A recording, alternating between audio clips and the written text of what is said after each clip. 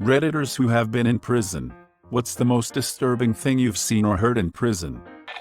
Saw a guy get hogtied, had his clothes cut off of him and was scrubbed with a toilet brush for refusing to take showers too many days in a row. 5 guys beating the living crap out of each other over a cigarette. Not a pack, just one freaking cigarette. My buddy was a nurse at a prison. He told me a guy had to go to infirmary because an inmate held him down and sexually assaulted him in his colostomy bag hole. I was in county jail, but in a rough part of Southern California. We had triple-stacked bunk beds and general population in just a large, open room. I had a middle bunk and oftentimes at night guys would try to stealthily jerk off. The bed shaking is a dead giveaway, and usually you just try to ignore it. Well, one night I'm reading and the bed started shaking vigorously, which is not how you do it. As I was putting my book down to tell this dude knock it off, he fell off his bunk and cracked his skull open on the concrete floor. He had a seizure on the top bunk and fell down about 7 feet straight to the concrete head first. That was an gnarly sight to see. Brazil. Once the lights went out, you'd start hearing sexually assaulting noises on the concrete. It was gang members sharpening their homemade knives on the concrete floor. Somebody was about to get killed when you heard that noise. Stuff straight out of hell. Kettling is big in UK prisons. Mixing sugar and boiling water to make a napalm-like substance to throw or pour on people. Hands down no. The worst thing I personally saw was when I worked as a violence reduction buddy. I talked to a man in isolation who had sliced himself all over with a razor blade and was rubbing his chute into the cuts. Some of the behaviors from those suffering from mental health issues were pretty disturbing. Inmates covering themselves in fecal matter or smearing it all over their cell was not entirely uncommon. Saw an inmate cover himself head to toe and also bite wounds into his wrists and pack those with chute. One inmate cut a testicle out and slapped it against the cell window when the CO walked by. Legit crazy people who not faking, but schizophrenic or something else wrong. Feel sorry for them cause other inmates will freak them up. Dude sitting there rambling to himself every waking moment and guards just let the nutcase and gen pop to irritate everyone until someone shuts him up. Lots of crazy people need to be somewhere else. But gen pop. Oh, and I was in group therapy and this dude had a ball in his hand when talking and I figured it was like something he got from commissary. Don't think much of it, then someone comes up to him holding a trash can. It was a ball of his own chute. Guy mixed scalding hot water and hair grease, set it on fire and threw it on a female officer. Didn't see this one, but a female officer got stabbed to death confiscating a pair of shoes. My relative, Russia, Soviet times mafia told me that one of his cellmates used to mug in a nail and hammer his scrotum to a chair just to get to the hospital to evade being killed. That's the spirit. I was in jail in Jackson, Michigan for 3 months and someone in my pod area had a partial tail. It was about 3 inches long right above his ass crack and it moved, freaked me the frick out. The worst for me were the dietary punishments. There was that court ruling years ago that Nutriloaf is not cruel unusual punishment, and there's no requirement that prison food be appealing to eat, as long as it's safe. So since then, these sort of punishments got worse and worse. If you weren't a model inmate, your food basically looked and smelled like stale canned cat food. They'd mix it with vinegar too, to make it even harder to stomach. I used to be a correctional officer in Singapore, where judicial caning is still used as a punishment for certain crimes and prison offenses. I never had to carry it out myself, but I saw it plenty of times. Among the inmates, they would act like they're not scared of it. It's not a big deal, etc., to save face. But privately, in the caning room, they're caned in private, not in front of other inmates. I've never seen anything that can make hardened criminals break down and cry like the cane can. For those who don't know, it's a lot more severe than Sharia whipping used in many countries. That is more for humiliation, while caning is for causing maximum pain. I saw grown men cry, beg, plead, throw up, even pass out from the pain. They have to keep a doctor on hand. Smaller offenders who got 3 strokes would be okay though, after a miserable week or 2. Rapists who got the 24-stroke maximum, though, we're never the same.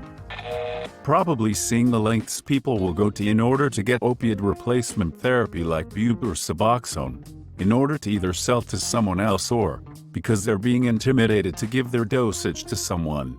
Inmates have to swallow the liquid in front of a guard and nurse obviously, but they have figured out ways around this, creating little paper catchments and sticking them in their throat or just being empty stomach and vomiting it up when they get back to their cells.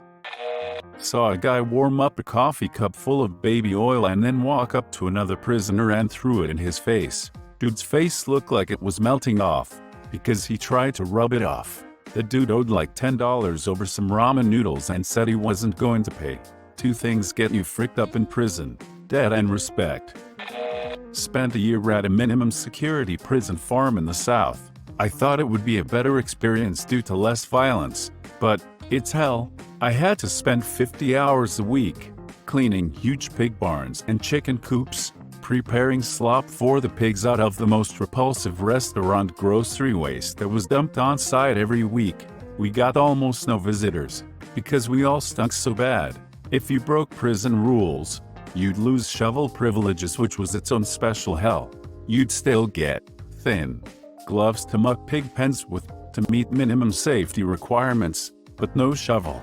New arrivals who were city boys, like me, often threw up a ton their first week. Witnessed a few people being beaten or stabbed to death, but one of the more weird things was a guy that would inject his bladder full with fake urine in order to pass drug tests. He'd use a sports bottle filled with urine-colored water and force the nozzle into the tip of his clock and then relax plus squeeze the bottle low. Not me, but I know from friends in Africa that in their country, people caught poaching are often locked in a prison cell with a lion, separated by metal bars of course. The lion is usually one being rehabbed and has plenty of room to move around. It's a huge cell and 95% of it belongs to the lion. The inmate is put in a narrow trip against the wall. I thought that sounded like not much worse than regular prison, because the lion can't reach you, but they said until you've been in there. You can't imagine how terrifying it is when you're close enough to a lion to smell its breath and see its glowing eyes at night and can't get away. The lion's food and water is put right against the separation bars, so it spends a good chunk of its time voluntarily near the criminal. When it's there, the inmate can't get more than 3 to 4 feet away from the lion. A really tragic story. My sister taught in a juvenile prison. There was a really troublesome juvenile inmate who had always bragged that his uncle was the head of a gang in the adult prison next door. When the juvenile turned 18, he was transferred to the adult prison and the uncle sold him to a rival gang. The boy was molested and sexually assaulted repeatedly until he hung himself. I've only ever been in jail, but I met one of my friends there who has been in and out of prison for a heroin addiction. And one of his most traumatic memories is helplessly listening to his friend being sexually assaulted in the cell next to him while the guards did nothing. I also heard about a woman who was giving birth in her cell, begging to go to a hospital, but the guards didn't believe her and didn't get her any medical help until the baby was like halfway out already. If she had had complications, they probably would have both died. I worked at a jail for a few months. One guy started bragging about how his family dog kept barking at night. He said it wouldn't shut up.